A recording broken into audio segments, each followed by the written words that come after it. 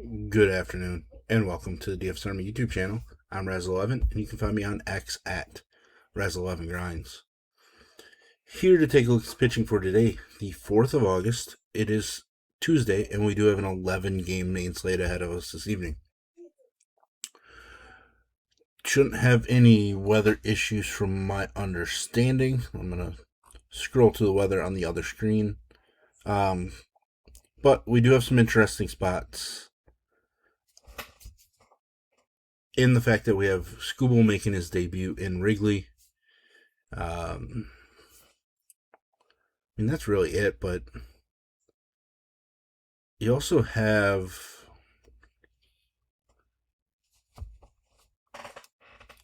some first look lineups, really, is what it is. And then you have, a guy like Emerson Hancock, who was rumored to be on the trade block and likely to be traded, ended up not being traded, so he's making his first start after the trade block. Like, it's fun. It's weird how some of these teams or players are going to kind of take the trade season and scenarios and use that as motivation, or I don't know if they can get over the fact that they might have been traded. Emerson Hancock being one name that stands out to me. Overall, I think it's a decent mix of pitching on this slate. A reminder that this is a first look at the options, and I will be looking at DraftKings as that is where a majority of my action is. If you play in FanDuel, cut my pool in half or so pricing isn't quite as tight. You don't have to be as creative. It allows you to get stacks you want with an upper tier-ish pitcher. Now, we do have just over 2.5 hours to get into this, so let's just jump right in. Get this out to you so you have time to further break down your pitching pool. St. Louis and the Yankees. I'm not getting to Dobbins. I'll survive if he wins the slate. His best start was, technically against Cincinnati for fantasy points. I would say that this one was probably better. No walks, 6 innings instead of 5. But that was against the Angels. This Yankees team woke up a little bit last night coming back home, which I think helps them. So I don't know. There is some K upside for him, but yet, he's maxed out at 6 Ks. Over his last 4 starts, he's only maxed out at 5. So I just don't think Dobbins is enough for me. I get that he's a salary saver, but I'm just not going to get there. On the other side, you get Ryan Weathers. Now, he does face a St. Louis lineup that does not have Alec Burleson after he homered 3 times last night. That is going to help out Ryan Weathers. He's not as strong at home, so there's worries. Like, those home runs can be an issue. But even then, he still only gives up a home run almost every 6 innings at home, which isn't too extreme. I like the upside. K numbers are all over the place. They've been down recently. But still, I think he's worthy of including in our pool just from a pure upside standpoint. White Sox, Red Sox. Davis Martin's been pretty bad for a little while now. And, I tried to play him here because the Yankees had been struggling. Didn't work out. I might have played him against Houston here, and that didn't work out. I'm just not going to play him right now. Boston has obviously been hotter. Boston got to him in the last time he faced him. The one nice thing is he generally doesn't give up a lot of home runs, but on the flip side of that, he is pitching on the road where he's been far worse. So it's just not lining up well for Davis Martin. Patrick Sandoval is somebody I'm somewhat interested in because I do think there's enough K upside. His first start with Boston and back from Tommy John and everything was against this White Sox squad. He looked pretty good in just 65 pitches. He's been stretched out to 92. Still might only be a 5-inning guy. I'm not really sure what their plans are for that or if it's just a hard pitch number, but he's essentially on free reign. He gave up 2 solo home runs in the last start, but did strike out 7. And that was in a very much a hitter-friendly ballpark. I'm going to probably sprinkle some Sandoval in. As much as we like the White Sox from a fantasy upside perspective, they have struggled enough recently. They got some runs, I think, last night, but that was, against the bullpen late. So I'm interested in Sandoval. Miami, Atlanta, probably not getting to either pitcher. No reason to really trust Ryan Gusto at this point. Have played Grant Holmes recently. This one, that backfired, gave up 3 solo home runs. Just not enough upside for me. Miami did trade Liam Hicks, which I guess does weaken the lineup a little bit, but Joe Mack's been stepping up pretty strongly. They did get Owen Casey back. I just think it's probably a spot where we don't need to play Grant Holmes. Minnesota, Kansas City. Ryan Dobnak did, or Randy Ryan, did just shut down the Minnesota Twins last time out. Former Twin, probably going back to Minnesota there was probably a little bit of motivation. Could have it again here, but I just don't think I'm going to follow that up. I really don't want to chase that start. So if he's going to garner some ownership, I will gladly pass on him. Joe Ryan on the other side, his last start was against Kansas City, and he struggled mightily. He has struggled a bit the last couple of starts. It's just when he gets it together, he has massive upside. Now, again, the problem is like 3 starts against Kansas City, he just hasn't been very good. 8.7 fantasy points, 16.7, which isn't bad. I think we take that here, especially got the W, and then -1. And the fact that on the road he's been worse than at home, that's an issue. Home runs allowed rate skyrockets on the road. Kansas City did get Bobby Witt back today as well, so that does help up their lineup, but I think Joe Ryan just has too much upside against a mediocre to below average lineup that we just have to play him and hope that we catch that strong road start in a bottle, basically. Pittsburgh, Milwaukee. Jared Jones, love the upside. Definitely on a pitch count innings limit coming back from his injuries. His first start at the major league level, 77 pitches. His last start at the major league level, 77 pitches.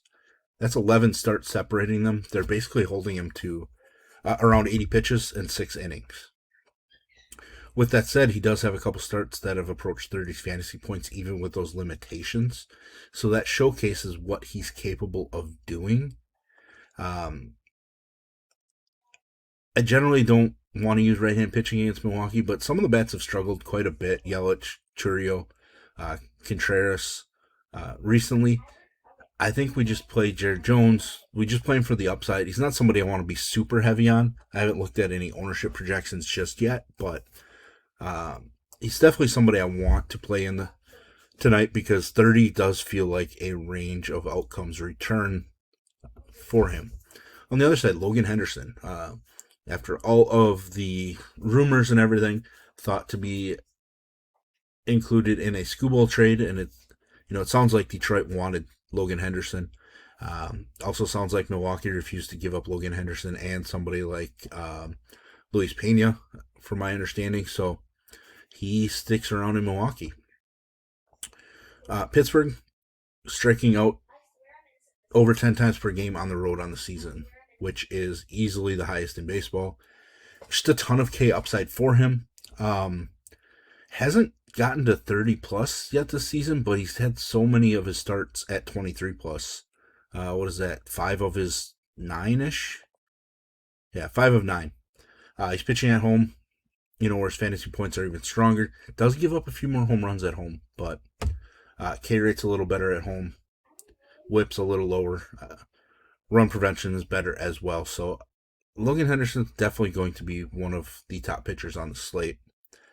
San Francisco and Texas. Right before I started recording this, the San Francisco lineup came out, and it's ugly. It's going to just put Mackenzie Gore as super chalky. I think he was even before that, but pretty huge, or pretty strong home road splits, and he is pitching in his best split at home. He is super volatile, as we see. We see a bunch of that, and then all of a sudden last start against a tough Tampa Bay squad, even though he gave up 2 home runs, he did strike out 9 and still put up 25 fantasy points. Those strikeouts are a huge thing. I think there's a lot of upside in this matchup for him. Obviously, there's volatility to it because we've seen him just completely crap the bed previously, so I understand people's fear, but I'm just always playing guys that have massive upside, and he's taking on a lineup that looks super weak, top to bottom, especially in the bottom half. Dodgers and Cubs, we get Tariq Skubal making his Dodgers debut. Javier Assad on the other side, I'm just not really interested. I just don't think he has enough upside for us, to be honest. He does have a couple of solid starts this season, Both of them have to be against San Francisco. This one performance against the Dodgers got absolutely ripped up, and that's not ideal. 12 home runs allowed in 69 innings. Not ideal. I mean, it's not terrible, I guess, but still.